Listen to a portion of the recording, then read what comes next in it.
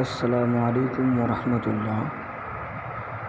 সকল বিড়াল প্রেমিক দর্শক ভাই ও বোনদেরকে বলতে চাই, যারাই আমার এই ভিডিওগুলো দেখেন এবং লাইক কমেন্ট শেয়ার করেন, তাদের সকলকেই অন্তঃস্থল থেকে শুকরিয়া আদায় করি। এবং সকলের কাছে আমার একটা চাওয়া, যে আমার এই ভিডিওগুলো দেখেন, দয়া করে আমার চ্যানেলটাকে সাবস্ক্রাইব করে দিবেন।